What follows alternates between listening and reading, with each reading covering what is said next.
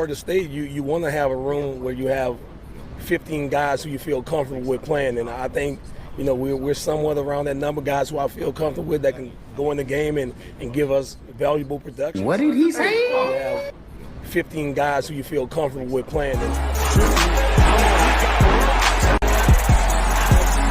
time smoke by Conrad Hussey. They're calling for a targeting, and Leonard launches, diving, interception, threw into double coverage, and Shaheem Brown. Gotta love it. Throws incomplete, almost picked off.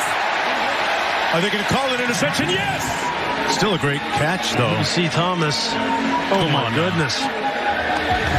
Man.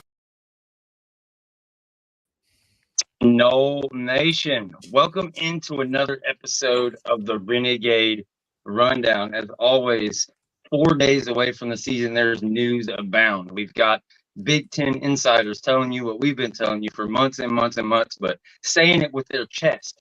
ESPN will not extend. We're going to get into that later. You're going to get our full season ACC predictions from myself, Jen, and my guy, Deshawn. Of course, that's at Jen Santy 1890. You can find her and follow her on X, my beautiful co-host. Deshawn Adams 18 on X is his handle. Deshawn has been a huge addition to the show over the last couple of months, looking to do great things with him this season. We're very lucky today to have Jake Crain on the show. So first things first, we're going to kind of embrace debate. We're going to call it First Jake. We've got a few takes I think we differ on. So we got a couple questions we're going to kind of start that we talked about before the show. Have some fun. No personal attacks. No body getting in their feelings. We don't have body hateful in the comments. But we're going to embrace the debate. Me and Jake are going to go back and forth and then involve Deshawn and Jen. Get them some questions. Maybe Jen can jump in if somebody goes over like 5 minutes or something. Like, okay, let the next person speak. But yeah, we'll have fun with it. So welcome to the show, Jake. We appreciate you being willing to come on here and do this with us. Yeah, man, love doing it. Congratulations on the way the show has grown. Obviously, me and you and your group have known each other for a while, man. It's just fun. And I feel like you guys are lucky because you get to watch your team a week before we all get to watch our teams. You kind of got a little early Christmas present, but look, regardless of who you root for, college football's back. I'm as excited as anybody. I love it, as much as you guys do. Grew up in it professionally, did it for a long time. So I'm excited for it to be here, and it should be a heck of a season for real.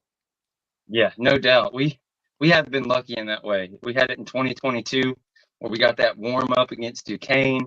Didn't have that week 0 game last year, but not only do we get a week 0 game, then we get 9 days and we got Labor Day by ourselves again against Boston College. So from an engagement standpoint and doing a podcast, that's very lucky to have kind of the attention of the entire nation on Florida State, not just your diehard fans going up against like a slate, like you say, on October 12th. Yeah. Glad we're not, we're good at our rankings. We're like up there. We average around 4 million per game. But yeah, glad we're off October 12th and we can have some stages to ourselves for sure. No, without a doubt, that October 12th slate, man, I've seen a lot of big time slates, but if this college football season works out remotely close to chalk or what some people think, that October 12th slate, I saw it's like the third most popular weekend. People are getting married. Yeah, good luck. The only way I'm going to that wedding if it's mine, and I had mine last year, so have fun with that. Yeah, fall weddings. Jen would never, would you? You'd never. do that, it's a rule, and I've already. Okay, I was at. I'm kind of the movie 27 Dresses. I've been in so many weddings. I was actually in a wedding during the Florida State Miami game, and I vowed again. And the only reason I did it was because she was like my best friend from like high school, all the things. I know. I was not happy. I had a headphone in, listened to the game during the ceremony. I'm only there. I don't know why I'm there. I don't take pictures well because I'm way taller than most of the women. So again, I hate weddings. They're boring. I'm like the only female in the world. Just throw a party. Let me come and drink some beer. I just don't need all the pomp and circumstance, to be fair. I will co-sponsor that bill. Yeah, I think we're all on the same page. Deshawn, how's it going, man? I know your boys are getting into the Little League football. It's that time of year, too, man. You've been holding it down. Excited for today's show? Oh yeah, excited. Actually, my youngest is the only one playing now. His age group, they didn't have enough, so he just went on and did the high school thing. So he's actually at practice for the area high school near our zoning right now. So my wife will be picking him up shortly. There you go, man. Getting ahead of the game. Yeah. All right, man. Let's do it. I'm going to give Jake Alright. first the floor, or the floor first. I'm speaking like a dyslexic, not to offend anybody out there, but yeah, speaking in reverse today. Jake, DJU, can you take Florida State to the playoffs and compete for a national title? Does he have what it takes to be that kind of guy for Florida State, or no? Well, as far as taking them to the playoff, I mean, I think if the breaks fall right, he has the possibility to take you to the playoff. But I don't think he's what Jordan Travis is, and I don't think you can win a national championship with him at quarterback. And in this debate, I think what gets lost is some people think we're debating whether DJU is a bad player or a good player. No, that's not what we're debating. We're debating whether DJU is an elite player or a good player. I know DJU is a good college quarterback. I just don't think he's elite. I don't think he's an elite thrower of the ball. I don't think he's an elite runner of the ball. I think there's some deficiencies that come with him, and that's one of the reasons. And I know Oregon State got bounced out of the Pac-12, and that was kind of a crazy ordeal and lost their coach. But I think it's one of the reasons you've seen him move around. He's had modicums of success. He does some things really well, including leading a team. But when it comes down to making the routine throws routine, he struggles to do it. When it comes down to when you're playing a team that has even or better personnel in the back end or who's covering your guys, he struggles to throw guys open. Not only that, he's played a bunch of snaps, and I don't think his decision-making is fantastic. And I think Mike Norvell would have told you that by the time, even when he decided to bring him over. So can DJU, with the sum of all the parts, find a way to get Florida State to the playoff? Yeah, I could see that scenario. But as far as winning a national championship, I think DJU is more of a bridge guy to your next elite quarterback than an elite quarterback replacing an elite quarterback, in my opinion, in Jordan Travis. Yeah, look, I don't think you said anything crazy there. I think a lot of it makes sense, but we cover Florida State, so we really dig deep into this stuff. And when I just look at the nuance of the things. I look at, okay, is he having trouble, making the routine? Is he having trouble leading his receivers, being on the same page, doing all these things? Or did Dabo Swinney hire 5 of his cousins who'd never coached anywhere before, high school, little league, anything, and he just hired them straight to Clemson offense, and he was put in a terrible position. I think he's a guy that I think 9 games he played pretty much put Clemson's team on his back and won those games when he was there. And people were unhappy. You're coming off Deshawn Watson. You're coming off Trevor, a guy that, 2 first-round NFL type players, Pro Bowl type players. And yeah, it looked pretty bad. But boy, you took DJU out of Clemson and moved him to Oregon State. Wow, you got blown out by Duke week 1. I mean, it was rough. You lose that streak against Florida State. It looks terrible. You're going out firing coordinators. They bring in the hottest coordinator in the game over there to try to fix things. It still didn't quite work. We're going to see if he lets him actually run the offense or not. I think it's fair to not say he's the first round pick, a lock to be a guy that starts in the NFL for 10 years. But what was JJ, what's his name, from Michigan last year that won the national championship? What was his stats? So what exactly do you need to get from DJU? And I would just say, go look at what Mike Norvell has done. Like, what was Jordan Travis before 2023? Like, everybody's quick to say how amazing Jordan Travis was and what this is and what DJU isn't. But compare the first 4 years of those guys' career. Year 3, Jordan Travis is thinking about hanging the cleats up. Like, he didn't really become a name until 2022. And he did, 3-to-1 touchdown ratio. People like to average his entire career and say it's 2.3, but 2 straight years, 3-to-1 touchdown ratio. I think Mike Norvell can get him in there, and he'll be every bit of the quarterback they need to win a national championship. I don't think he'll be the thing that stops him from winning a national championship. Though I will say, I don't think he's necessarily going to put them on his back and tote them there. Yeah, well, a couple things there. When you look at DJU, if it was so bad at Clemson, why did he come in and throw 5 touchdown passes on his first time? Why did he come in and get named the starter going into the year after you lost some elite quarterbacks and Trevor Lawrence and Deshaun Watson? You're not always going to hit like that. And then it kind of fell off a cliff. When you watch DJ's game, and I do want to say, I think part of Clemson's downfall, and I'm sure Florida State fans will agree with me on this, is they've struggled at the skill position to get playmakers, right? We don't see the Nuke Hopkins. We don't see and I love me some Will Shipley. When Will Shipley's your best skill player at Clemson, it's a problem. But when you follow DJU, do you know DJU has very similar stats, almost identical to the quarterback that was there before him at Oregon State under that Jonathan Smith offense? Identical. Do you know that quarterback's name? No. So apparently it's not blowing out of the water. The Oregon State system, and I'm excited to see Jonathan with Chillis up at Michigan State, is a very run-heavy play-action system, which I think you're going to get from Florida State. Again, going back to the argument for DJU being elite, are there being some sort of transformation? How long was Jordan Travis and Mike Norvell together? 4 years. 4 years. How long has Mike Norvell and DJU been together? Not even one. So you had 4 years of development with the same coach to really get into the finite details of where your game is good, where your game is bad, and then to be able to find a way. And I want to give credit to Jordan Travis as well as Mike Norvell, who I've called multiple times on our show the Caesar Milan of quarterback whispers. But when you're this old as DJU is, Mike Leach used to have a saying, it's hard to put accuracy into someone. And I could also make the argument that Jordan Travis's legs were so good that it got receivers open just by him extending the play and being able to move the pocket. And then the scramble drill when it all breaks down. DJU is not it all breaks down, let me go make a play outside of the pocket guy. He's a snap me the ball. I'm a big guy. I'm going to go downhill. I'll make one move and I'll get us 6 yards. Jordan Travis also had Johnny Wilson, Keon Coleman, Jaheim Bell, an incredible offensive line that's still there, a loaded backfield, and a defense that was legit. I think Florida State's defense is going to be good again this year. Will it be as good as last year? That's a question mark. I like Malik Benson.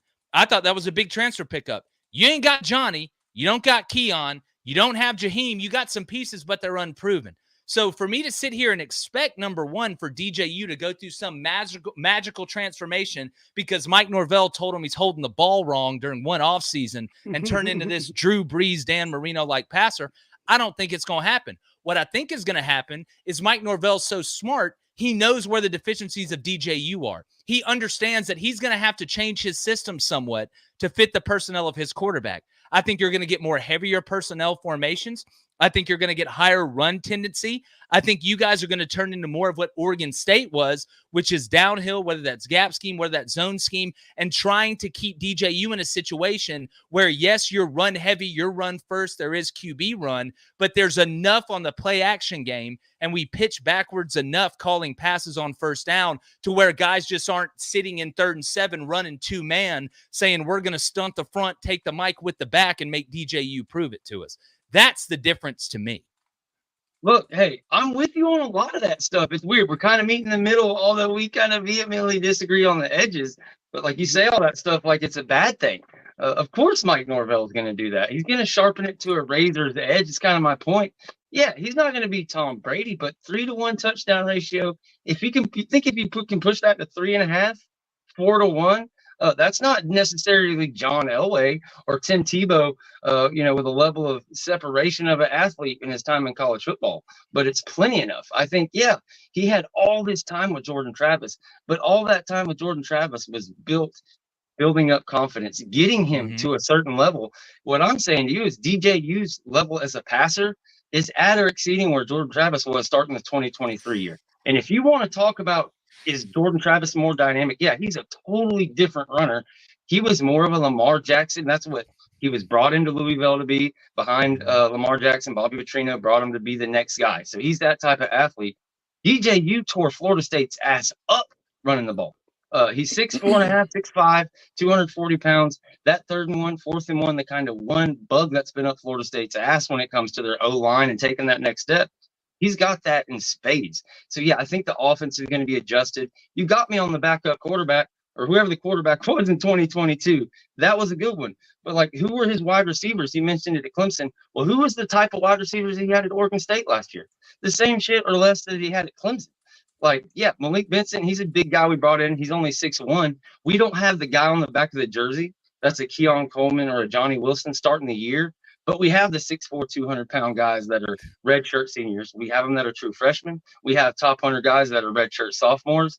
You know, they're all there. There's 8 guys. Somebody's going to step out, whether it's Darian Williamson, Jalen Brown, whoever the case may be.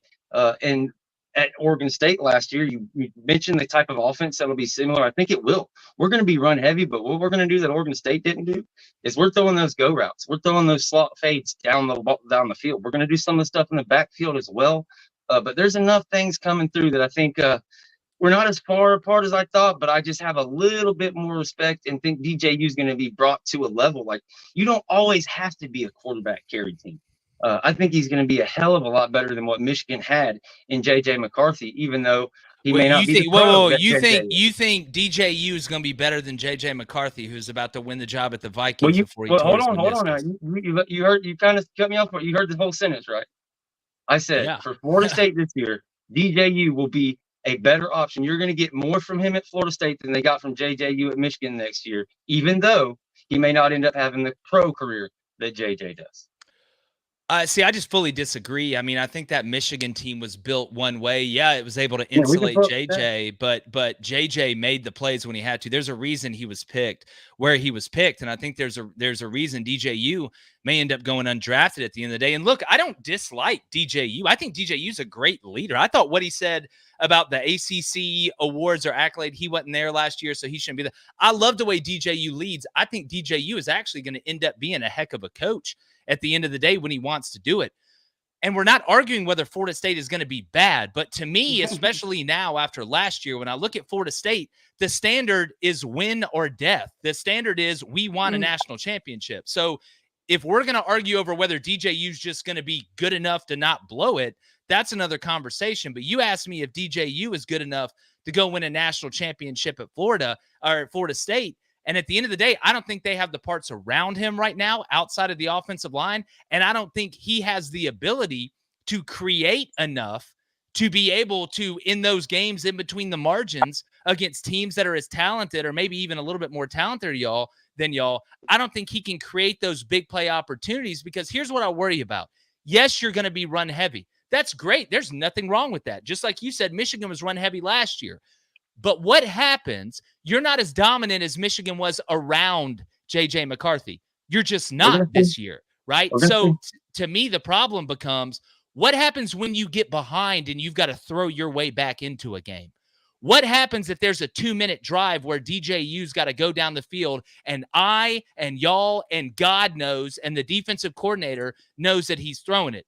What I feel like is DJU is not a quarterback that can afford to be off schedule. Not many can, but if you're going to win a national championship and be an elite player, you got to be able to ball whether it's on schedule, off schedule, or there's no schedule. And I just don't think DJU and Mike Norvell's going to put him in the best position possible, because that's what Mike does. I just don't think at the end of the day, DJU can make the plays that the quarterback has to make that Jordan Travis made, and that's with Johnny Wilson and with Keon Coleman and with Jaheim Bell, to be able to beat the teams you need to beat to win a national championship. Yeah. Hey, it's fair, man. I think we could do this all day long. This is a ton of fun. And again, don't take us giving out for thinking we hate each other. Oh, George's my guy, man. Look, I hope DJU does good. I'm the biggest DJU guy here. I'll be the first one to come in here and be like, George, let me get you some flowers. Let me Uber Eats you something. DJU figured it out. I love the guy as a leader. I think he's a hell of a person. But on 3rd and 7, they don't give you a first down because you hold the door open for old ladies. Okay, it's fair, and that's where our difference opinion is there, I think, is the amount that, he can bring to it. How much of the mail can he tote? And I think we're about to find out on the next question kind of where we stand on the supporting cast around him. But before we move to the next embrace debate question, we'll start with Jen. Jump in here. I know you've got a couple questions a couple comments or whatever. And if there's anything you want to get in or ask Jake before we move on to the next kind of debate question, now's the time for that. No, I think for me, it's about Mike, and it's about what schemes Mike puts him in, and it's about how he runs that. And I do think that DJU at Clemson, I do think he had problems at Clemson. I mean, you know, the last year before he left, they, Tony Elliott left, all of them. What is it? Jim Scott left, right? It was then, Dabo did, I guess, to be fair, hire his cousins. And that was a bad drop off. He didn't get the luxury of getting, the new offensive coordinator in there, although it didn't look so great because Dabo still won't let him run his offense either. And I don't know. I think for me, with Mike Norvell, watching him in Memphis all those years, watching him now, I do think that he will have a significant job. I'm not saying I think he's going to win a Heisman. I don't know how great, I was the leader of the DJU train over here, so I am not going to lie about this. She's the one that needs the streamers and all that. You can get her the Uber. Nice. Well, I know who to call. Yeah, it's me. Cam Ward and DJU. She's been DJU from day one. Sorry to cut you off. No, you're fine. I'm just saying I do think he's going to take a job. And I think in a league like the ACC, I don't think this is going to be an issue for him. I think the only more talented team, I guess I would say, in the ACC, talented, and we can get into that later. Supposedly people think Miami is, and that's cool.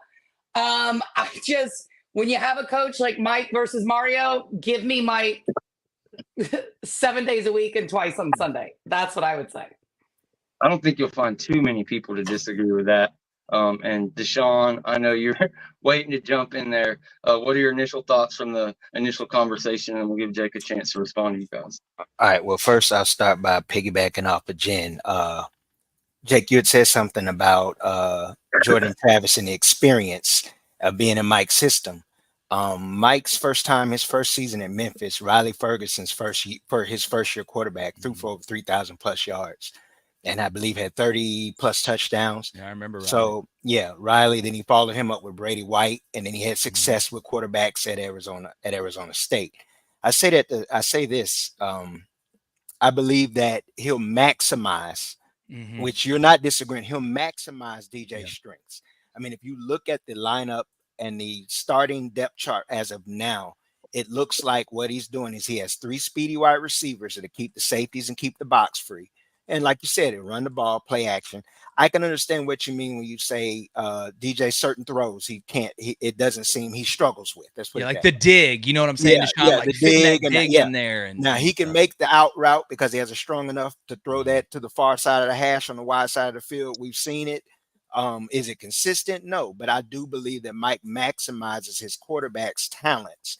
Like he's never, we see them put Jordan at this level, but he's never had to deal with that kind of quarterback that he had under Jordan.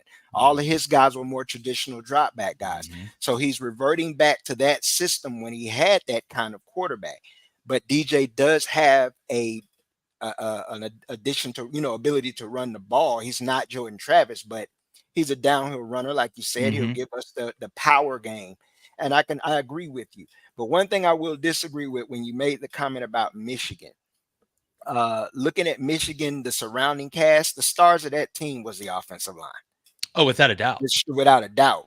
So I look at that formula. I can see that as a possible formula for Florida State this year. You don't have a quarterback that has to win the game.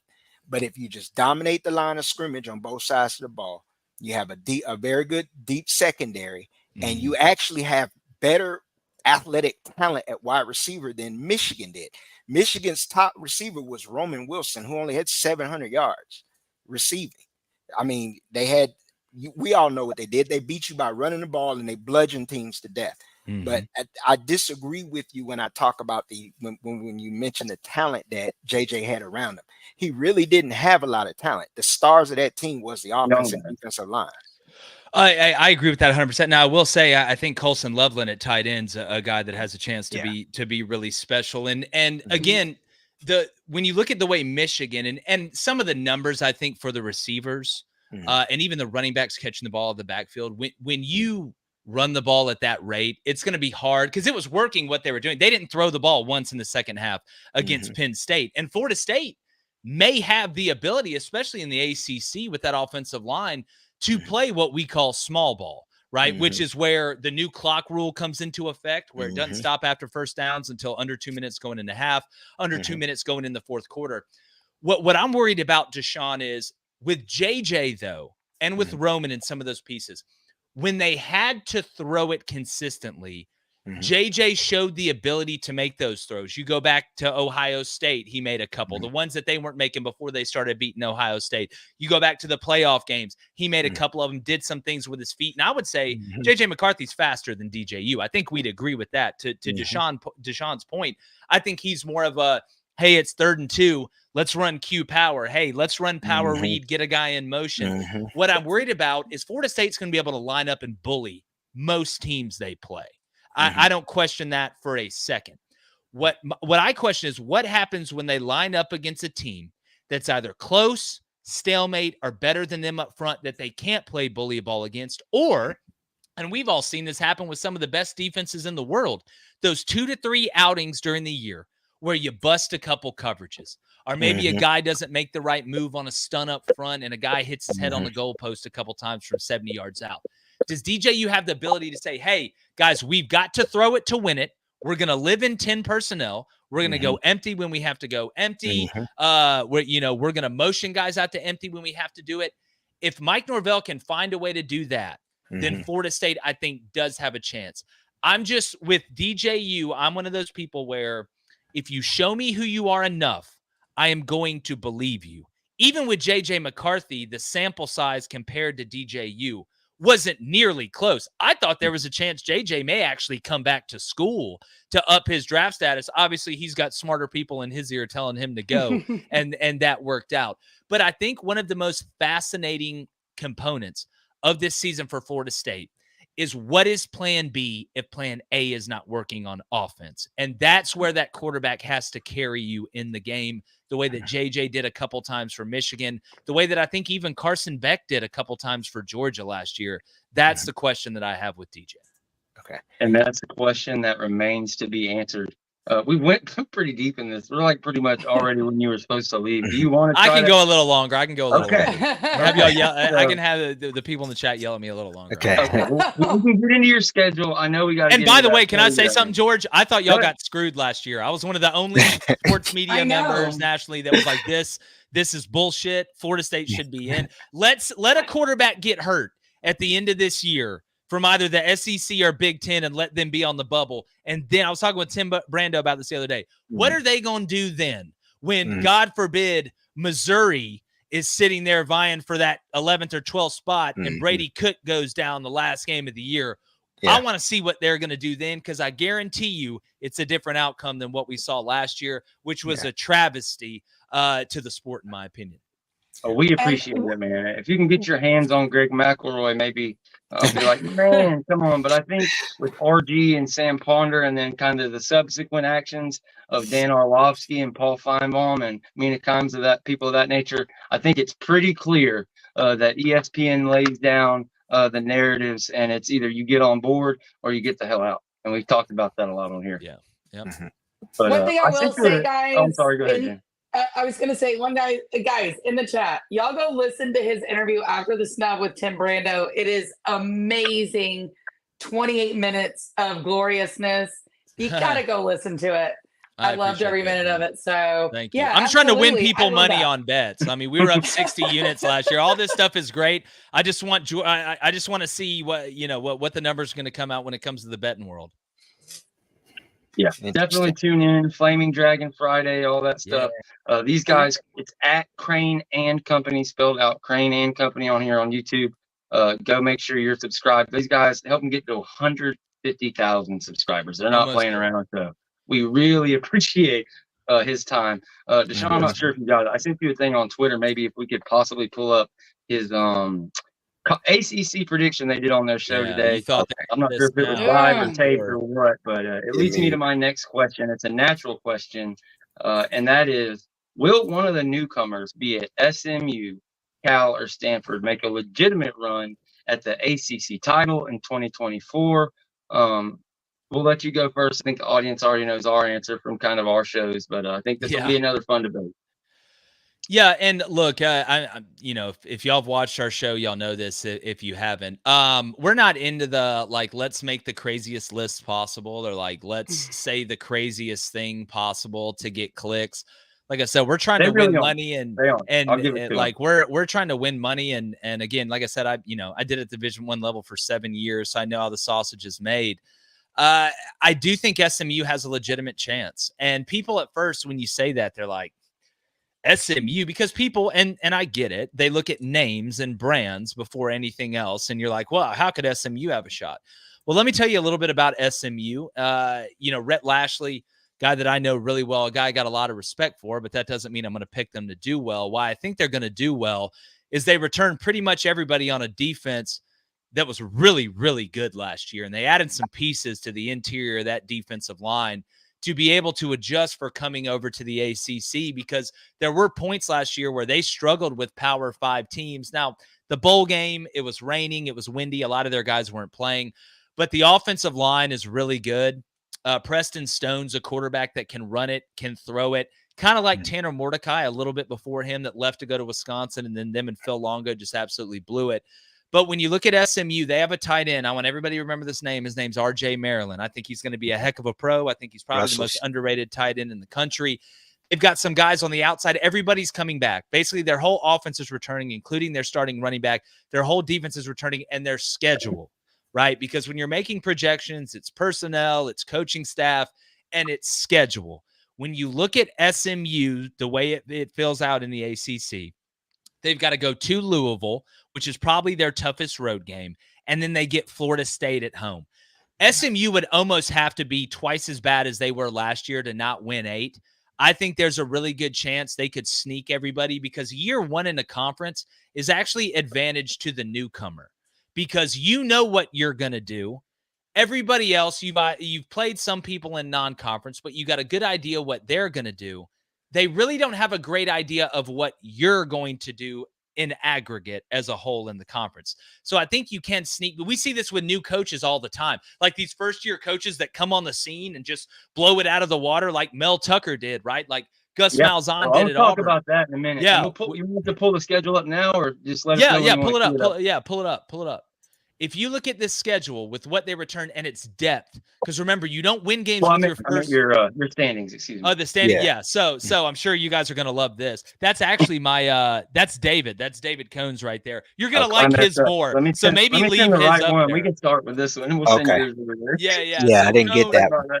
That's what Cohn had. I have Florida State going 9-3, and we can get into that too. But as far as SMU, I think they're going to be able to sneak people.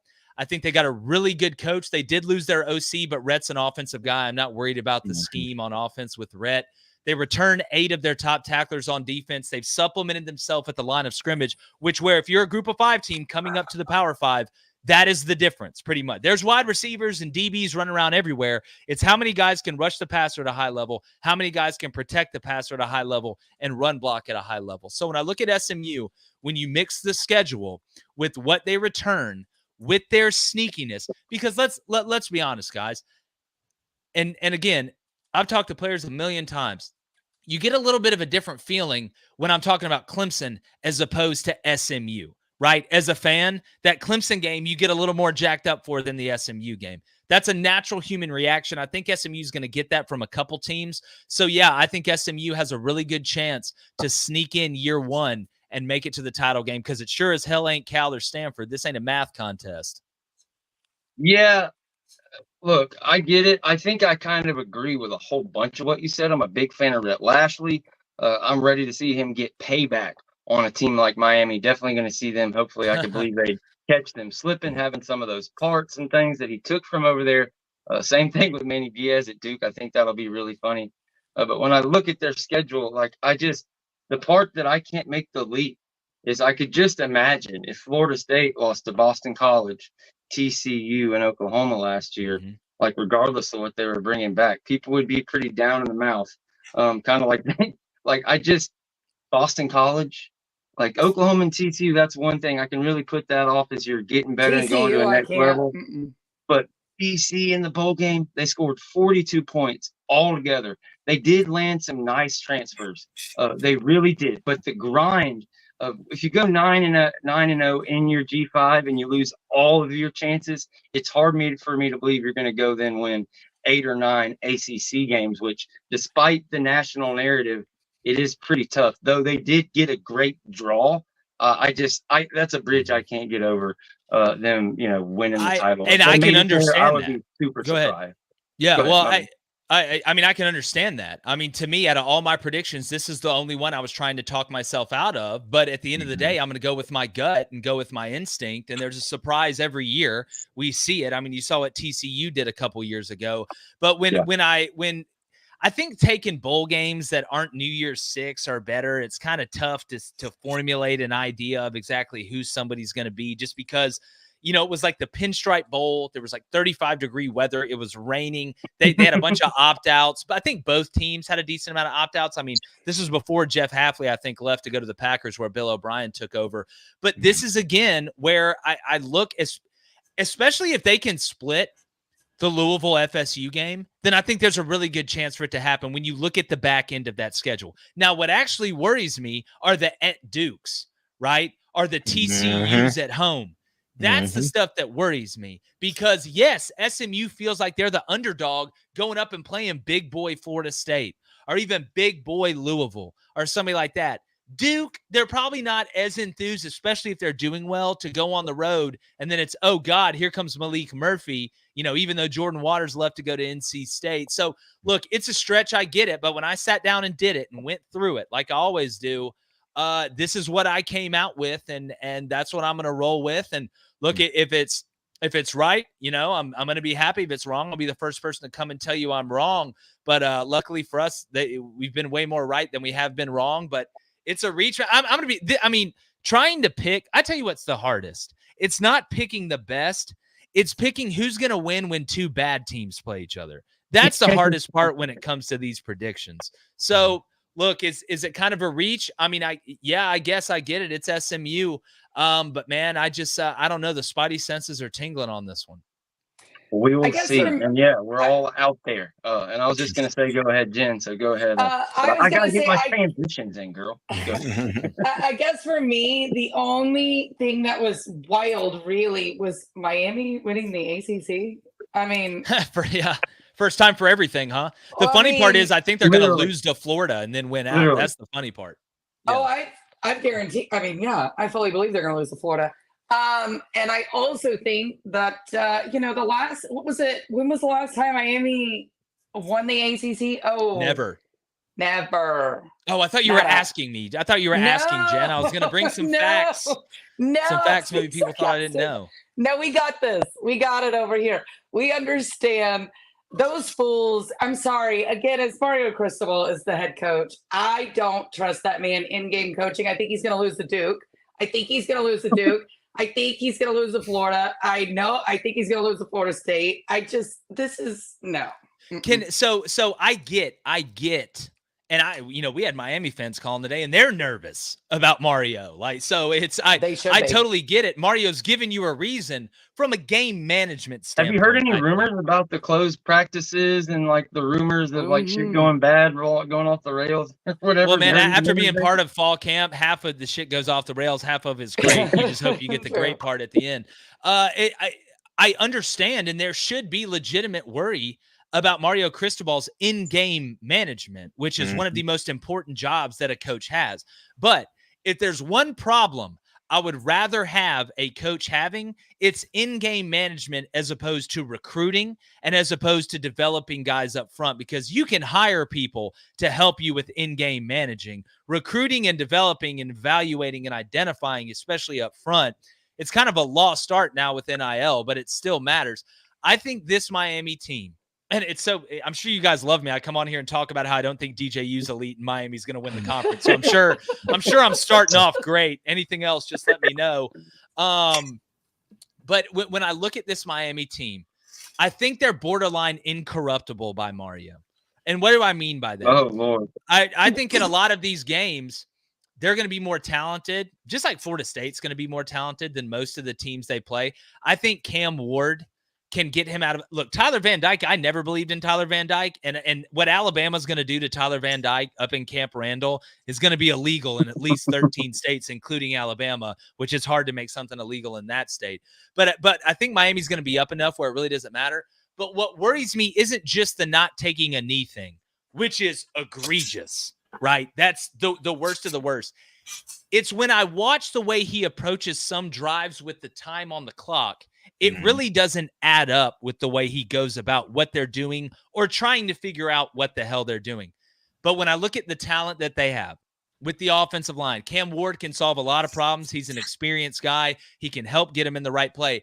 I just wonder if it's gotten to the point now where Mario understands maybe the best way to lead the way is to get out of the way a little bit. And some coaches, that's tough. They can never get over that. We'll see if Mario does it. But if he doesn't do it this year, it's time for Miami to either put up or shut up. I'm sick of the hype. I'm sick of the excitement, all this other stuff, this, that, and a wiffle ball bat. Y'all got a good schedule. Y'all got one of the best teams in the league and probably in the country. You're 12-13 overall as a head coach. You've talked all this stuff. Now go out and do it. So I'm not a believer in trends. If all trends stayed the same, nothing would change. What Miami did 8 years ago is not going to affect them this year. What they did last year may in some points affect them at some point this year, but I just don't see it. I think they finally figure it out and they end up winning the conference. So I'm sweating. I'm chomping at the bit. Go ahead, Deshawn. It is your turn, my man. Get your take. I got like one more take, and then we'll let Jake get out of here. Appreciate you staying for so long. This has been a lot of fun, even though our fans are look, guys, we're having fun. Don't take it too serious. We're talking football, and we're gonna give you all y'all's crack, the Big 10 conference realignment stuff at the end, and we're gonna get hyped up with our predictions. So just relax. We're having fun with it. But go ahead, Deshawn. I'll keep it short and sweet. When we were talking about DJU Intro and the staff at FSU and where we're confident in because we've seen evidence, tangible evidence of quarterback development. We have never seen that under Mario, either at Miami or Oregon. When he had his best teams, he stunted the growth of Herbert. He also, they had Brown. What was the quarterback's name? I think he came from Boston College. When they actually went to the Rose Bowl. Anthony Brown, was it? It may have been Anthony Brown. He transferred from Boston College, but he has a knack and a very stubborn behavior in strapping his quarterbacks. Now, I do agree and understand where you could say Ward could get them out of mistakes that they'll make on their play calling. But when you follow Ward and you watch his film, you can see he has some very bad tendencies in determining where he's going with the ball, which we know in an air raid, that's pretty much, you got choice routes, you got those things where he's going to be predetermined where he's going anyway. But one thing I often notice when watching, he stares down his receivers a lot. And then when that first read isn't there, he goes into improvisation mode. And that's what gets him in trouble. Now, if you listen to the Miami fans, they think, well, better offensive line, better talent, better ingredients, better pizza. But that isn't always the case. He's a quarterback that can kill you because where we see his turnovers in the passing game, he also gives the ball up on the ground a lot. And a lot of times, just like Van Dyke, he threw a lot of interceptions without pressure. And no one will want to. A lot of fans and those who in the media who are giving Miami the praise, they don't acknowledge those flaws. They think that staff with Mario's history can fix that. And I just personally don't believe that can happen. Yeah. Well, I think Cam Ward was the best quarterback in the portal. Yes, and I think, if we're talking about what the market bears and what you can get, as far as Cam Ward, I think the common misconception on Cam Ward is that he's a runner. He's really not a runner. Where Cam Ward is dangerous is when you brought up the improvisation, when the play breaks down, he does a really good job of keeping his eyes down the field, and he's able to evade the perimeter defender that's coming up to him to be able to continue to keep his eyes down the field. And a lot of times that causes trouble. Just like improv acting, sometimes it doesn't go as good because it's not scripted. Sometimes you blow it out of the water because you came out of nowhere with something. I'd like you to be a mix of Ryan Stiles and Daniel Day-Lewis. It's tough to be either one of them. But when I look at what Shannon Dawson is going to do with this offense, I think Cam Ward, a lot of who he is already built in. So it's more terminology than anything. That's probably the hardest thing to get over when going to a new offense is, hey, we may run some of the same things, but we call them different. I've been calling it this way for 3 years. Now I've got to call it that meant something else in the offense before.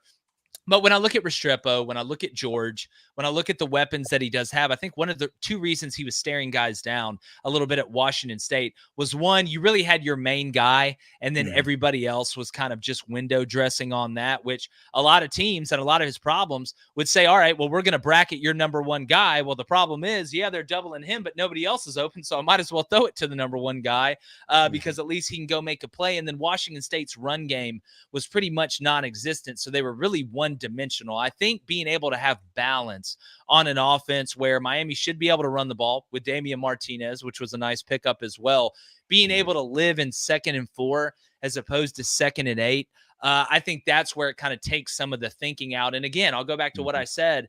I think this may be a situation where Mario Cristobal says, hey, this isn't some young kid that we're developing. I've had my hands on the whole time. This is Cam Ward. Let's get him in here, teach him the plays. We got weapons all around it. I'm going to be a little bit hands off. But offensive line coaches and defensive head coaches always played things way more conservative than like the Mike Norvells, right? That were quarterbacks, right? They want to go out there and sling it around and have fun. That's where I think Mario's kind of hurt himself is, the same way kind of Ron Rivera hurt himself a little bit at the end there. It said, we're just going to bash our head into a wall because this is who we are. And I'm an offensive line guy, rah, rah, rah, rah, rah.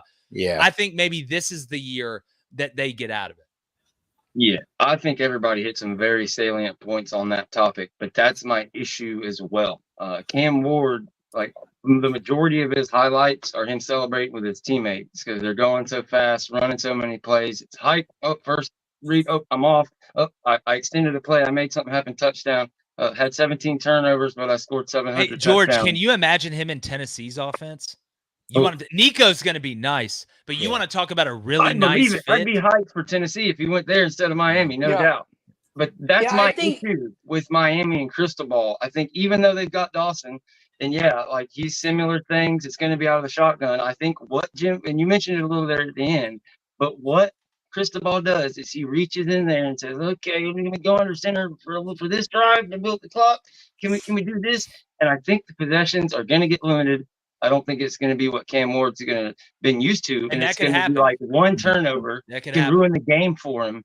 And it's just he's not been in those type of positions. So at Florida State, with what we've seen with Jordan Travis and things of that nature, and you can just go quarterbacks at Florida State in general over the past 20 years. Miami they haven't found that guy. So to think lightning in a bottle is this year, we'll see. I'm high. I like Cam Ward. I just feel like it's just the worst match. But we know you don't have all night. I guess we'll give you a chance to get a last word on this, or if there's anything you want to touch before we do get out of here. Yeah, well, look, I know fan is short for fanatical. Everybody thinks this is the best part of this type of year is nobody's lost a game yet. Everybody's making predictions and projections and all that stuff's great. And everybody wants their team to do well. I hope Florida State does well. Again, like I said, I'm the type where I'm not going to sit here and make excuses if it goes wrong, whatever. If Florida State, DJU wins the Heisman and Florida State goes undefeated, first off, they better let them in. But I'll be the first person to come on here and be like, yeah, chat, y'all were right. I was wrong. So look, at the end of the day, I'm just glad college football season's here. You guys are super lucky. Y'all get to kick it off early, like I said. And I do expect you guys to beat Georgia Tech and hope, everybody stays healthy. For anybody traveling over there, stay safe. I've never been to Ireland, but I guarantee you it's probably going to be a good time. But no, I appreciate you guys having me again. Congrats on the growth, and you can come check us out at Crain and Company, CRAIN. It's not NE like that stupid bird. We're on kind of everywhere. So look, I don't want everybody to agree with if everybody agreed with what we said or what I said, it would be so boring. Just moves us forward. The best part about this is that we're all as nuts about it, so we can live in the asylum together in happiness. Absolutely. Awesome. If we agreed, we could have never had this fun conversation. That's exactly right, man. Again, I appreciate you. and company. Thank Appreciate you, you. bro. And we'll Thank definitely you. have you back. Thank Either you way, very whether we get much. the Heisman or not. Definitely. Yeah, definitely. Deshawn, Jen, thank you guys. See y'all. Thank you. you. All right. Thank you. Awesome. Boom, boom, boom. That was fun. That was different. So I know fun. the chat was like, it's their chest, they're pumping their chests out. They're like, whoa, come on now. But look, it was fun. It was fun. We appreciate everybody having us Yeah. back. But no, we you know, We Jake did came this on. on He did exactly what he purpose. was supposed to be. It Mhm. was a ton of fun. A lot of respect and just a heated debate. I've seen the shows. We put one of his pictures in a thumbnail and discussed what they talked about over there a couple times. And he's gracious enough to come on here and have the conversation. So we'll see Yes. what happens next time. I'm gonna let Jen get into what she was just about to bring up, and then we're gonna get into the Big 10 insider coming out and just being another voice to add to what we've talked about. No, I was just gonna say, guys, this is fun. We knew his takes were gonna make some people a little angry because we have seen them. We do our homework. We knew exactly how it was gonna go. But Jake is in good faith here. Maybe he doesn't know Mario ruins quarterbacks. I don't know. And that's cool. We reminded it. We let him know. Like, we're there. We got you guys. We got you. Oh yeah. It's all good. Hey, what's up, Deshawn? Is there anything you didn't get to get out? Any final thoughts before we move on, or is there anything else in the news you wanted to bring up? We need to we're going to come up with a segment. We'll talk about that after the show. Yeah, but that's for cool. now, what do you got? I would just speak to our viewers and the fans out there and just make sure that they know, there always has been a gray area or no gray area with FSU. We're either liked or disliked. There's not much neutrality with us, and we've always had to get it out of the mud. The program was built off of that. No one's ever gonna, you're gonna have more haters than you have lovers.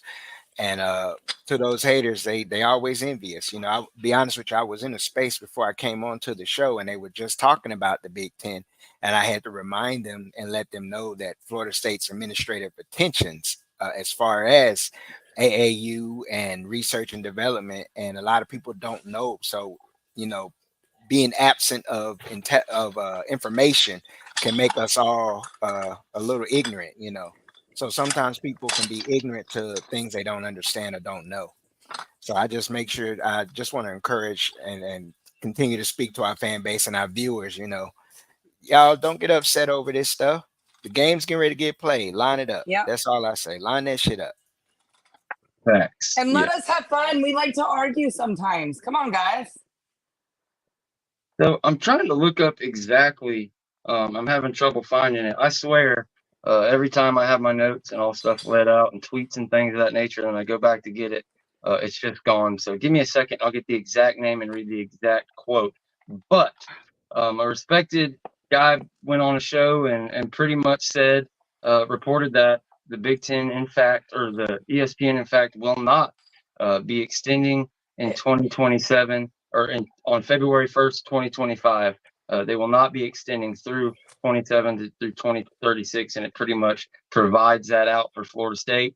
And also in the report, he pretty much mentioned that indeed Florida State would be willing to take like a greatly reduced share, do whatever it takes, and that they would have Power 4 interest basically across the board, kind of exactly what we said. And then I'm going to turn it over to Deshawn and then Jen on what you guys have saw and thought about that story as I try to find this thing. And again, to the chat, if there's any questions in the chat, feel free to answer those as well. Well, for It me, was I Dennis just Dodd. Sorry. go ahead, Jen. You go ahead because you hadn't spoke. I just spoke. Go ahead. No, it's fine. I was just going to say it was Dennis Dodd, and all he said was everything we already knew. That they were gonna. Sorry, my cat just tried to take the kittens under some random drawer, and I was like, no, we're not doing that. Anyway, so yeah, they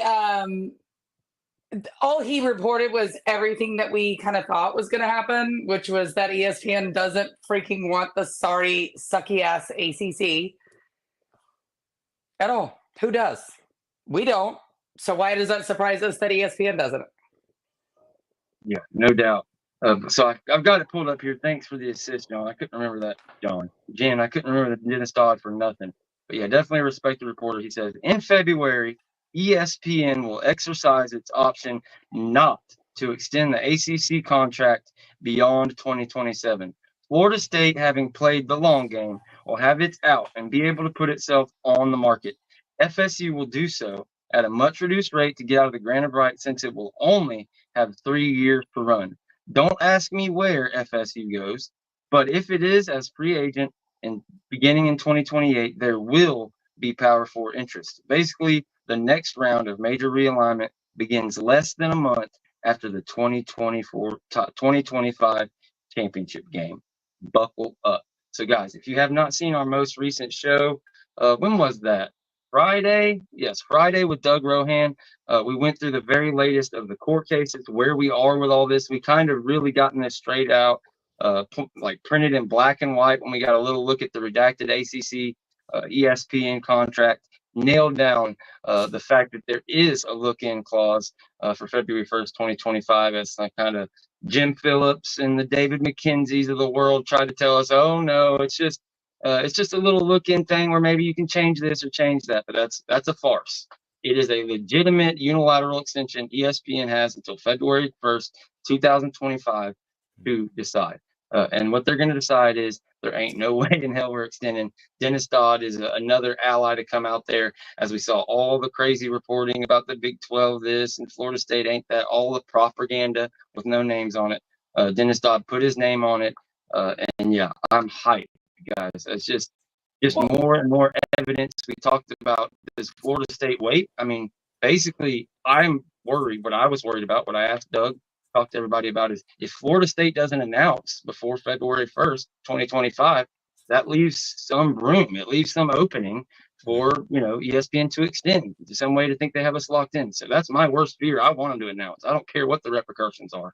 But according to Dennis Dodd, he feels the same. It looks like, according to him, maybe you get that announcement right after the season. As soon as football is done, as soon as we're done with the playoffs, or maybe the conference championship game, whatever the case may be, when it'll no longer be a distraction, you're going to get that. So February 1st is coming up quick. But yeah, just another piece of good news. And we had to, bring it up and mention it because, so much talk has gone from every channel on YouTube, every, media day. It was all about Florida State and the kind of, propaganda getting pushed around about how bad we are. We've got shorts about it. We had Jeff Colhane on here. We talked to him a little bit about the responsibility that we have.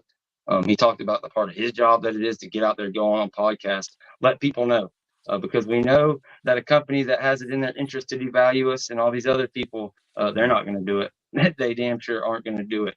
But anybody can pick up after me. I will throw the phone number up there. Jen, let me finish. Okay. Either one of y'all can take off after me. I'm going to throw the phone number up here. So if you have any guys questions, now's the time to call in. Go ahead, Jen. Well, I was going to say, I know Deshawn needs to come in here, but I wanted to say I do not consider Dennis Dodd a hero at all. He was one of the ones making all these articles prior to the August 15 date. And it's also amazing that after that August 15 date passes, that this is the article he comes out with. He basically said, well, yeah, everybody's mad because Florida State just actually wants more money and wants to be appreciated. Yeah, no, sir, you're not a hero here. You're just telling us what we all knew, that this was actually what was going to happen. Nobody wants the ACC. We don't want the ACC. Again, that's all I was going to say. That's it. Very clear. It's what we've said all along. But the fact of you have to have other people say it. Like there has to be a movement somewhere that starts. And I agree. No hero. No single journalist is any kind of hero. And yeah, I don't know that much about Dennis Dodd. I just do know that he is part of that pack. And all of a sudden, from all the different angles, the narratives are starting to match up. So as you said, what we've known all along, what we've reported all along, and what we've continued to prove by having experts on the show. Sorry, go ahead, Deshawn. I'm gonna tie in something you just said, Jen, with something that Chris Spiratics had said on his show. We'll tie the two things. August 15th is passed, right? Mm-hmm. And you said that a lot of tones have changed. You start to see a lot of rumblings and a lot more slander and verbal and jabs coming at us within that last week or two leading up. And then we get to the 15th and we pass. But one thing that Sporadic said is Florida State doesn't have to make it public that they've already announced their intention. So I'm not being a conspiracy theorist here, but I'm just saying sometimes the tea leaves are there. We just have to be able to read them. You know? Yeah. Now, look, we've said this a bunch of times. Yeah. The ACC has to win across the board. Everywhere. They have to get the shit all thrown out. They have to win and show there's no out, because all FSU needs is a reduced rate, a meeting in the middle, anything like that. They'll be great. And part of their suit, this reminds me, it's also like Florida State at the very beginning petitioned to have their exit date backdated to 2023 when they started bringing up their concerns and the failures are met and another 2 years are added, all the things of that nature. So should FSU get the right ruling in the right case, then yeah, that could possibly happen. That could get backdated. We're not reporting that's likely, this or that, but yeah, there's no need for anybody to come out and make any public. But yeah, it's pretty obvious that Florida State wants out, as Jen said. We don't want in this thing. We got to get the hell out. And there's a reason all this subterfuge is going on. And I'm just, whoever says it, I'm just glad that the right story is starting to get across there. And it'll be February before we blink. We've got football. Again, the phone number's up there, 850-495-1906 if you have any questions. But Deshawn, I'm trying to find a schedule to send you. We'll do the next 20 minutes. We're going to go through and do our predictions of the year. We're going to go through the entire schedule and figure it out. Here's one I found, one I can send to you. And we're going to make our official predictions. I've been back and forth on this. I've been pushing it back and pushing it back and pushing it back because, man, I was wrong last year. I predicted 11-1. We ended up going 12-0. In my heart of hearts last year, I believed it was 12-0, but my head told me the smart move is you split Clemson and LSU. You know, maybe you lose to Clemson, you beat them in the ACC championship. Clemson, didn't work out. We ended up running the table, which was great. So I finally settled in on mine. So we'll finally go with it. I think maybe we have Tiny Hat calling in here with a call before we get to the schedule predictions. So you're live on the Renegade Rundown. Go ahead. Yes. The Tiny Hat CEO has returned to the Renegade Rundown. I would give all of y'all a shout out, but I'm not giving damn one of y'all no shout out after that nonsense that I just saw happening up here. What the hell was that? Where the hell did y'all find that low budget version of a college football Skip Bayless to come up here bouncing off all of the BS ass comments that he was making there? Oh, Cam Ward isn't a runner. Cam Ward isn't a runner. I'm sorry, the whole thing that they said about Cam Ward was that he has the arm and he has the leg. Oh, the beautiful thing about Cam Ward is that he can look downfield and keep his eyes downfield while he's running, sir. While he's running, he is a running ass quarterback. He should have ran his ass out. Y'all should have ran his ass out of here when he was up here making this nonsense. SMU, he really got here on Beyonce's internet, okay? On Beyonce's internet, all right? On Rihanna's YouTube channel, and said that SMU is going to play Miami in the ACC title game. I'm fighting every single one of y'all. When I see each one of y'all in person, I'm putting the pause to every single one of y'all, all right? I'm going to go ahead and ball my fist up. I ain't even going to ball my fist up. I'm going to open my hand up. I'm going to pour some baby powder in there, and I'm going to let y'all know what the 5 fingers said to the face, all right? Y'all all going to look like them little children that Homie the Clown was bopping on top of the head with his socks back in the living color days. I don't know what the hell that was, all right? Y'all had the damn mascot from Mad TV up here bumping his gums, talking reckless about Florida State, and they ain't getting no pushback. Where was the pushback? I wanted somebody to bark on that young thug. You must have missed the first 30 minutes of the show, man. I was hollering back and forth at each other, man. I heard him bumping his gums, and I passed out and fell into a coma. And when I woke up, it looked like y'all were the ones in the coma right there. Ain't no way in hell that dude got up here and said SMU and the Hurricanes of Coral Gables are going to be in the. That's what I said. If I catch him in these streets, I'll stand and hover over his 4'9" ass and be like, bro, go sit down somewhere. SMU couldn't wash my car. Miami can't even go near my car. I'm calling the cops on him for being in my neighborhood. All right? The hell is wrong with this man? And this is the problem. This is the problem right here. All right? All of these people got stuff to say about Florida State. They still out here using our name for clout, and they still out here bumping their gums to get into the fights with FSU Twitter. Well, guess what? I'm running down on him. He is topic number 1 on next Monday night on the ropes. I'm doing the due diligence. I'm sending the Tiny Hat CIA and the Tiny Hat FBI to go through all of their videos so I can pull up his top 5 worst takes. Because I tell you this right now, him and Skip Bayless need to go ahead and start a show, and they can have Paul Feinbaum's sorry ass call in to be the color commentator for all of that nonsense he was out here spouting. When I catch him in these streets, it's gonna be a problem. I love every single one of y'all, but y'all gonna catch this work when I see you too. Tiny Hat Gang, we out.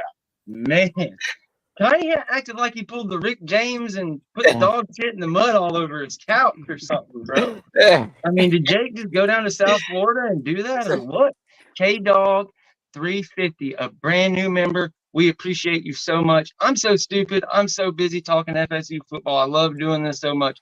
I forget to tell you guys to subscribe. I told y'all to subscribe. Got like 20 subscribers the other day. Told y'all to become a member. Got like 5 of them. So guys, please become a member. I know we can all afford it. Not everybody can afford it, but if you can afford it, we really appreciate it. I think it's $2.99. We're going to do live streams, watch parties that are members only, where it's just me, Jen, and Deshawn. We're watching the game, and we got the audio stream up. And instead of listening to Kirk Herbstreit or whoever, we can talk shit just like we do on the show and watch the game. We can all link up and celebrate it. So yeah, we appreciate you, K-Dog, and anybody that wants to join a member. You can buy memberships for other people, all that kind of stuff.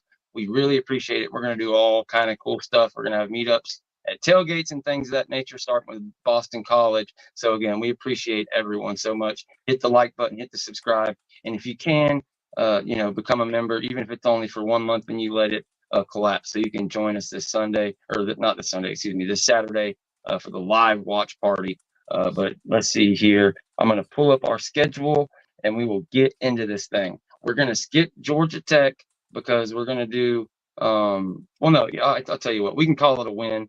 We can skip it in that manner. I think we all have Florida State beating Georgia Tech because we're going to give you our scores and our final prediction for Georgia Tech on Friday's show. So we'll start with Boston College. I believe that's September 2nd is what Labor Day falls on this year. And we can go in reverse. We can start with Jen and work our way back up to me. Boston College, you got it a win or a loss? At me? Boston College. Are we being for real? For real? That's a win. Take the money, bet your house. I don't give a shit what the line is. Are you joking? Boston College? Okay. Yeah, that's a win. I got a W. It's a W also. There was a lot of shit talking last year based off that game. It was a lot of shit used against Florida State last year based off last year's game. I'm looking at a 45-20 kind of game, 45-21. I think Florida State comes out and houses them like they did in 22. I love it. I'll never forget that. I don't know. I'm not going to mention the score, the flu, whatever the hell it was. I'll never forget that as long as I live. I don't think the coaching staff will either. And sorry, BC. I'm glad you got a new coach and you got things going your way or whatever, but it ain't going to be this year. Up next is Memphis following a bye week. I've got a win penciled in there. I can't wait to get to Florida State for that game. We've got all kind of fun stuff planned for that weekend. Deshawn, you got a win for Memphis as well, I take it. Yes, I do. Especially coming off the bye week, being able to make those adjustments to Memphis's offense. Memphis's defense is a little iffy there. So yeah, I could see this game. I would give Memphis maybe one more score than I gave Boston College, but I think it's still a 45 kind of point game for Florida State. I think Memphis might score a touchdown. And I say this with all love. Yes. It's not fair. Sometimes the athletes don't match up. Memphis has a bright future. And we all know Jen, that's probably her little second team, if you would call it that, living in the Memphis area. But sorry, buddies, you're getting blown out. That takes us to Cal. I guess you feel the same about them, Jen? Will Cal score a point? No. The shutout, 0. So she's calling for the spiked baseball. I can't remember the last time we had a spiked baseball. Was that Jeremy Pruitt, 62-0 against Maryland? Have y'all seen Cal play? Yeah, they suck. Yeah, they suck. Yeah, okay. I was just checking. Deshawn? Well, they do have. Well, Cal does have some talent. They got a extremely unique offense. And who was it that was trying to tell me they had talent? And I was like, they may have a running back, but that's about fucking it. It's going on in 4 games. But I'm sorry. They got some talent, but I still see it as they don't score no more than maybe 14 points, 17, something like that. And then it's another blowout, 35-17. Agreed. I agreed. I'm right there with y'all on Cal. Then we come to SMU. This one will be interesting. We already know what Jake thinks. He wasn't too heavy on them beating us, more so maybe losing to us and winning the rest of their games and making it to the conference title game. I think it'll be fun. I think they may have some moments. They could keep it close first quarter, first half, just because of offense and everybody being fresh. But it's just as soon as the big boy football and the depth comes in, blowout. Yeah, 44-17, something like that.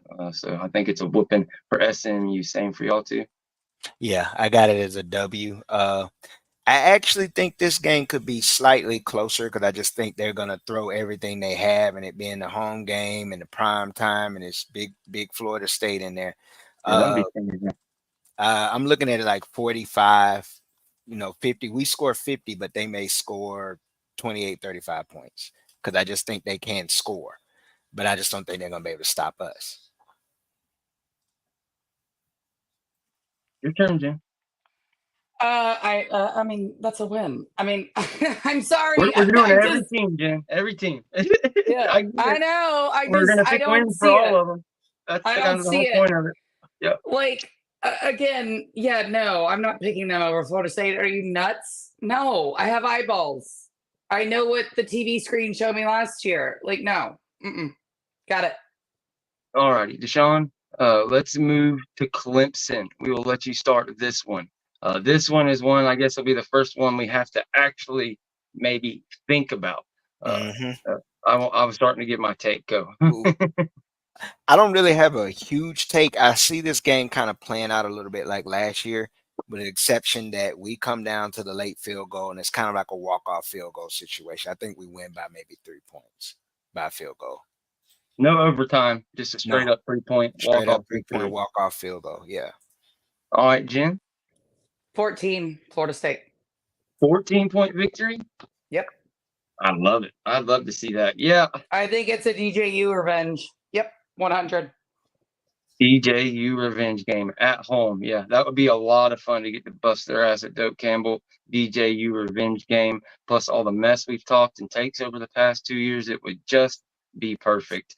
For me, I told you guys, I'm back and forth on the prediction. Back and forth. But I'm going to go with it. So my prediction is going to end up, being 12-0. So I'm calling them. I'm Clemson by 10. I just think it's two programs heading in opposite directions. Clemson ain't bad. They're still going to be probably the third most talented team behind us in Miami on paper. I think they'll probably be the second best team in the conference.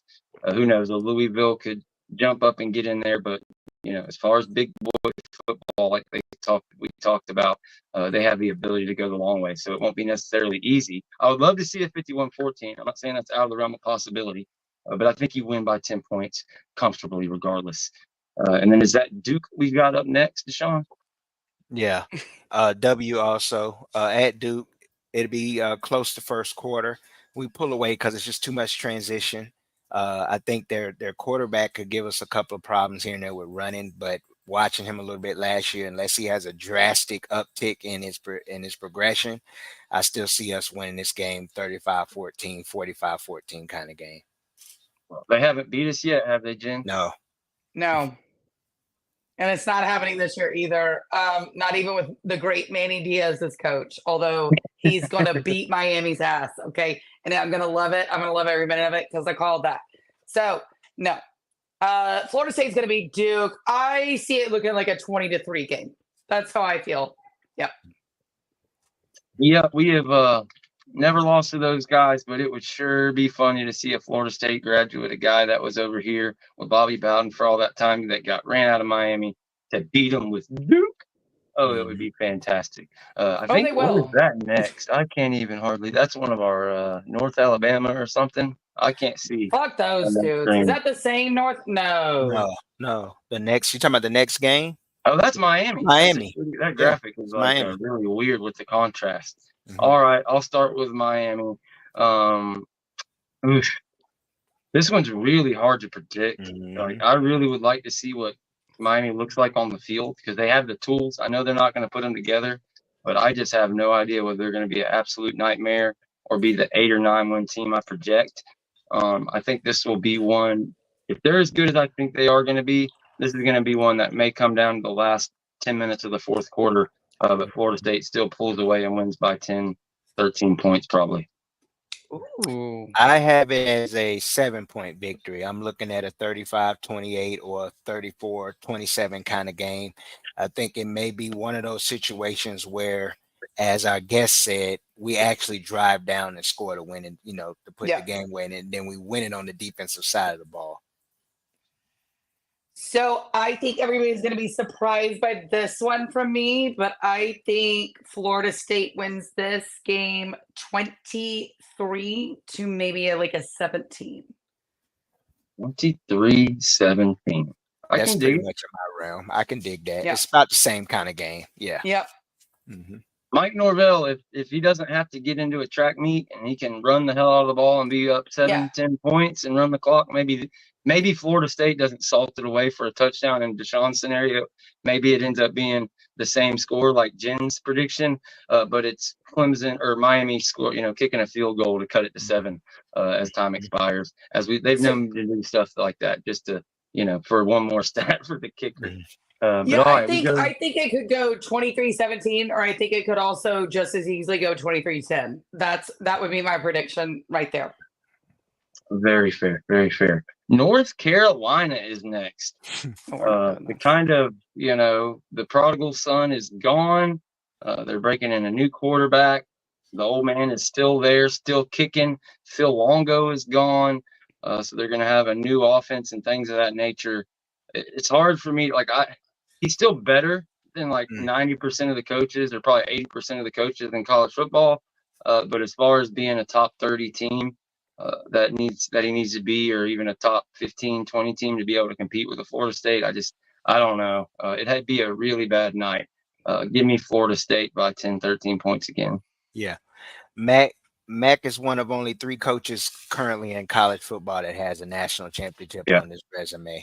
And one thing we can count on is death taxes and Mac Brown always tooting it up for his alma mater. So I don't see no different here. We beat them by about 20. Love the confidence, Jim. One, Mac Brown is a Florida State plant. I don't buy this game by any means of the word. Florida State by 20 against those losers. Give me that. There we go. Boom. And Mac will make sure it'll happen. He will make sure Florida State will make the spread. They will cover the spread. It will be fine. I ain't worried about that shit. Not with Mac Brown still the head coach. He's a plant. We all know this. I'm over it. Yeah. Boom. Mac Brown, agent, provocateur from Florida State at North Carolina. You love it. He's doing a damn good job over there, giving us top 5 wins and getting a win whenever we need it, making it look close every once in a while. But yeah, I'll take a blowout this year for sure. Charleston Southern, we don't even talk about that. That's a warm up, whatever. For Florida, that's a get healthy game. And that's the final game of the season. The Florida Gators in Doak Campbell. This one, boy, another one you wonder what they have going on. What are they going to look like? But the issue for them at the end of the day is that gauntlet of a schedule that we're we're at the very end of. I just don't see how Florida could possibly have enough depth to be ready to beat a Florida State the last week of the year, coming off bye weeks and Charleston Southern and things of that nature, fired up, playing for possibly a chance to play for a playoff and things of that nature. Give me Florida State by 21. In the year that Napier's supposed to have his best team, you see the biggest ass whooping. With Notre Dame, we're moving to Notre Dame, right? So. Fuck! I skipped Notre Dame. Well, we can do. I already did Florida. Just do Florida and we'll back up. That's my fault. Okay. With Florida, we got them at home, 14 points. We beat them with a backup and short notice, and we were able to go into the swamp and handle business. I think this is 4 straight right here, or 3 straight, I believe. We take this by at least 13, 14 points at home. I'm going 21 because I think Napier's already going to be fired at this point. I think it's going to be a mess. That schedule shows me that. Although I have picked Napier to beat the sorry ass Canes, that is for sure. But then he's going to run this gauntlet. Florida State's pretty much their last big game before what they consider a championship game, which Florida ain't sniffing, so it really doesn't matter. I'm just saying, I think Florida's going to be beaten down.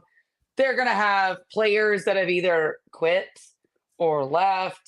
I think Billy's going to be fired by then. I don't see him still on the staff. So I think this is going to be like a 21-point rout at home. No question. I mean, that's not no question, but I mean, that's just my thoughts. Yeah, I think it could get ugly real quick. What? No, you're fine. I just thought you were done. You do these pauses, man. You get me. But no, UCF, if they lose that game, I agree with you. Napier could be long gone. Before he even gets here, I was talking to my buddy Lee Marshall. If you're out there watching, that's what he was saying. Not trying to call you out, but yeah, he's like, if it's a 4-win, 5-win season, hit the road and it's another bad season. How bad do you think we get up on the Gators, Deshawn? Do you agree? Yeah, I said 13, 14 points. Yeah. I said we get them about at least 13, 14. I got CRS bad, man. Let's go to Notre Dame, finish this thing up, and we'll get out of here. Notre Dame, they're going to be good. It may be the toughest game we play. It'll be between them and Clemson. They're breaking in a new quarterback. We'll see. I don't have a ton I haven't looked into them a ton. I know they're going to want to run the ball and be physical, but Florida State, in my opinion, is just probably going to be like another tier above Notre Dame and all those departments of what they want to do. So I don't see us losing to them. Give me a comfortable 10-point victory. For me, I would say if we win this game, it's going to be by about 3. I just look at the circumstances, and Notre Dame's coming off a bye week playing us. They'll have plenty of time to prep. Where we're having the advantage is team speed, but who knows what they'll do up there with the stadium to handle our team speed overall. I also see some of our strengths will be our secondary. I don't trust their wide receiver core or Riley Leonard. So I could see us, because they're muddying the game up and dirtying the game up with the style of play that they'll play. This could be anywhere from a 3 to a 7-point win, but I give us the win, but it'll be really close. All right. So nobody's going to like the fact that I guess I do have Florida State going undefeated this year because I have not picked a loss. But if you could find me a loss on the schedule, I'd love you to show it to me. I just can't find it because nobody's shown me a loss yet. I don't think it's going to happen in Indiana. I'm sorry. I give me Florida State by 10. I don't believe in Notre Dame in big games. They don't win them. They never have. They never will. You will not find the skills the same as anything that Florida State has, the speed, nothing else. Riley Leonard, give me a break. Is he hurt again? I heard he kind of was. We don't know. I mean, we've been there, done that, got the T-shirt. Riley Leonard was done. I don't need this anymore. Notre Dame, again, you're not relevant. You haven't won anything worthwhile in years. And we watched you get blown out by a sorry-ass Louisville team that got us out of the damn college football playoff and absolutely destroyed your sorry asses. I don't need this. Notre Dame, nope, bye, goodbye. You got your ass beat by Louisville. Louisville. Sorry. Nope. Yeah, I don't feel it. People want to talk about DJU. Riley Leonard, he's got Give me a break. He's that guy he's that athletic dude who'll never make it to the next level type thing, like a Tebow-esque, except for he's not Tebow. I'm not trying to talk too much crap on the kid. He's pretty good, but like his success at Duke was being tough and running and making things happen, except for he doesn't have a Jordan Travis-esque athleticism. He could get better. Yeah, get to and then his level, running but, got him into trouble. As of right now, yeah, I don't see it. I'm not worried. That's why I said 10-point victory. Jen pointed out that, similar. It was the same thing for me last year. When I looked at the schedule, I did not see a loss. The way that I came up with 11-1 last year is the way that win totals work, win probability. If you go through and say you think 90% win for the entire season, all the first 10 games. Well, that 10% carries over. And that, equates to a loss after 10 games. So that's where it comes in. So if you have say I think it's a 70% chance we win Notre Dame, Miami, and Clemson, the odds say maybe you drop one of those. So that's kind of where I was on the fence. I don't know which one it is we're going to lose. What is going to kill me to pick. So I said, screw it. Last year I didn't do it. I'm going all in. FSU 12-0, and as it turns out, the entire panel. I love it. Jen Knoll 2013, aka at Jen Santee 1890. You can find her on X at Deshawn Adams 18. You can find him on X. You can find him at Pro Football Talk. Double D's Let's Talk About It. Double D's Gaming.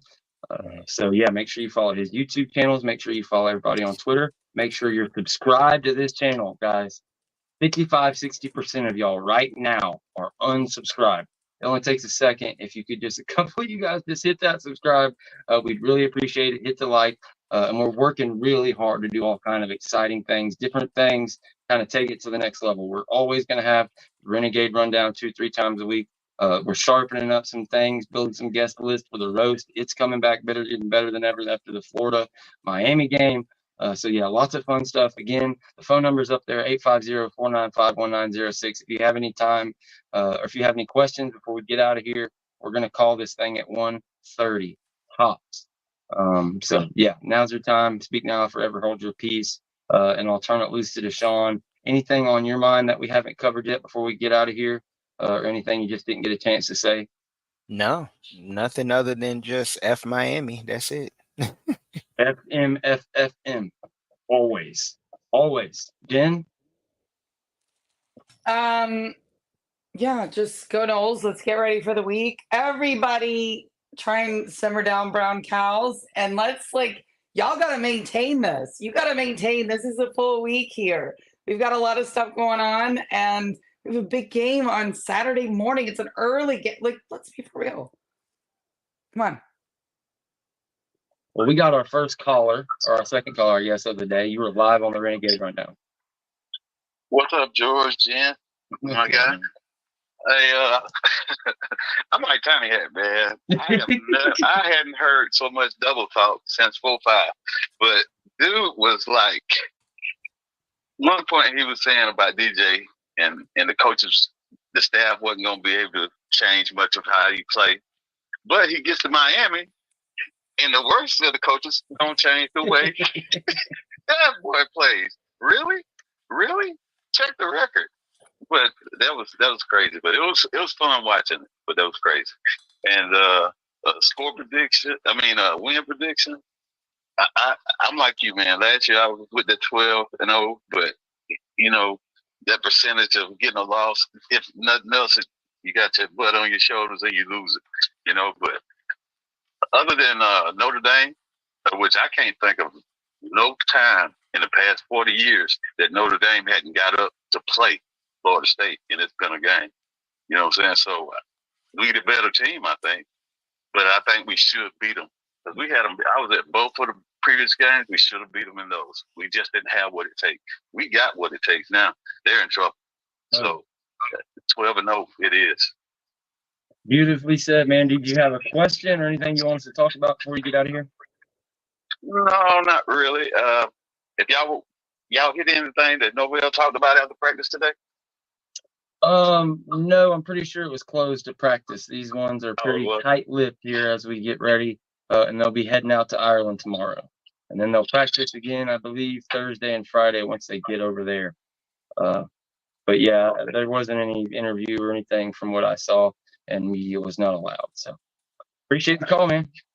Thank you, bro. All right, man. Have a good one. Boom. All right. Anybody else want to call? We love that, man. We want to keep in touch with you guys. We want everybody to be a part of the show. I want all you guys to become members so that you can join us for the live streams, do all the things. This has been so much fun. We're trying to do more short form content and, the reels, as well as 10-minute, 5-minute, 10-minute, 15 videos that are just straight to the point, tells you exactly what you need to know about Florida State football. Outside of the kind of what we do on live stream, some people don't have time. It really reaches a whole nother demographic. So we wanted to do that. So go support those, man. Go check out Florida State's offensive identity. A little video I put together with Plant the Spear. Jesse is a good friend of the show yesterday. So if you haven't checked that out, check that out. And I know y'all like that reel I put together with Pat Surtain talking about 15 DB's deep. But you're live on the Renegade Rundown. Go ahead. Yeah, I got a question. Could y'all tell me what type of kush that dude was smoking on when he called up here and had the audacity to talk reckless about DJU? I went back and looked at what I didn't see for that first 30 minutes of the show when I was in that coma that I had earlier. And he was like, we're not saying that DJU isn't a good quarterback. We're not saying DJU isn't great. We're saying, is he elite? Is he elite? The only thing elite was that gap that he had in the front of his mouth while he was spitting out all of that nonsense. He can go shut his ass up, because we ain't nobody talking about how Cam Ward not elite. If he was so elite, then why his ass ain't, as Jen said, at Ohio State right now? All right, why he ain't in the league right now? He is in the same damn boat. The only difference between the two of them right now is that one of them has a quarterback that knows how to scheme shit up and scheme people open and make sure that his quarterback is in this position to succeed, and the other one is playing for Willie Taggart's Cuban brother. That's what we're looking at over there. All right, that's the difference. That dude had the audacity to open his mouth and talk reckless about Florida State and how we don't know if he's going to be able to take over for Jordan Travis. We ain't asking him to take over for Jordan Travis. We asking him to step into this well-oiled machine and keep this machine moving. That's what we asking him to do. Miami down here asking this dude to come back and be the second coming of Ken Dorsey down there. I see people in the chat talking about, he ain't had no 1,000-yard rushers. He ain't had no receivers like we got down here. So y'all had Tyler Van Spike out there with all of the same type of players out there. What happened? He got his ass up out of there. That's why I hope he go off at Wisconsin. I got people in the chat down here talking reckless. These Shames fans are just as bad as that dude who came up here on this show. They ain't got nothing better to do but to prey on our downfall. Florida State all day, baby. Tiny Hat game, we out. Boy, Tiny Hat is not a fan of Jake, but you love to see it. You love to have the animosity. That, to be fair, Jake does have better stuff to do. He was invited. He did exactly what he was supposed to do, but I get it, man. You get heated up when you watch these things. You should see him in his comment section and retweeting stuff, and we discuss stuff that they discuss on their show here. But it's real funny. Maybe we can figure it out. Let's get Jake onto the roast, and we can just turn him and Tiny Hat loose on each other and see what happens. But again, thanks out to Jake Crain from Crain & Company for joining the show. Thanks for Tiny Hat for standing up for the chat and for FSU Nation. Thank you to Jen. Thank you to Deshawn. We went 1 minute and 15 seconds over.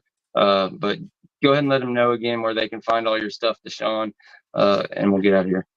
Double D's Let's Talk Ball podcast, and also Double D's Let's Talk College podcast, which we're supposed to be trying to launch it this Friday, where we'll break down the week 0 games and the games of the first week. Also D's Corner, DSCORNER. Thank y'all very much, and make sure to like, share, and subscribe. Boom. And Jen, of course, is at Jen Santee 1890. You can find her on Twitter. You can also find her just at Jen Santee on Facebook, Instagram, all the things. Make sure you do go follow. All the love.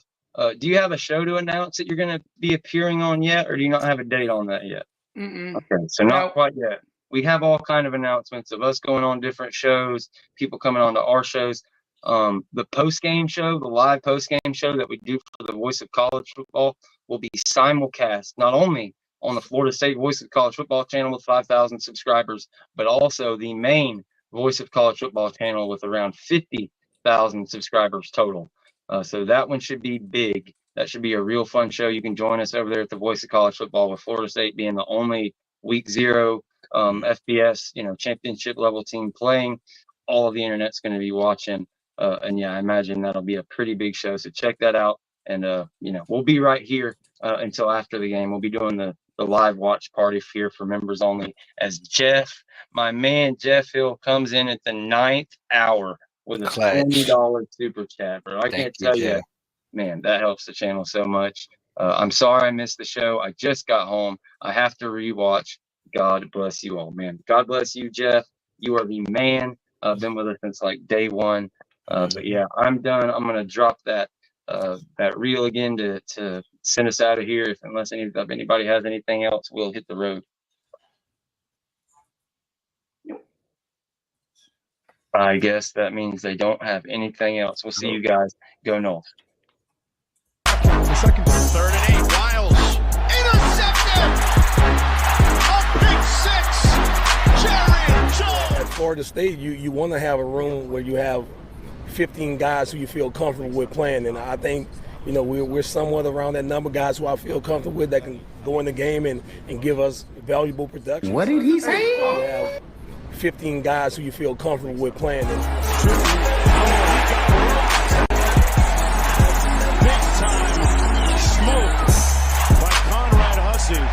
They're calling for a targeting, and Leonard launches, diving, interception, threw into double coverage, and Shaheem Brown. Gotta love it. Drones incomplete. Almost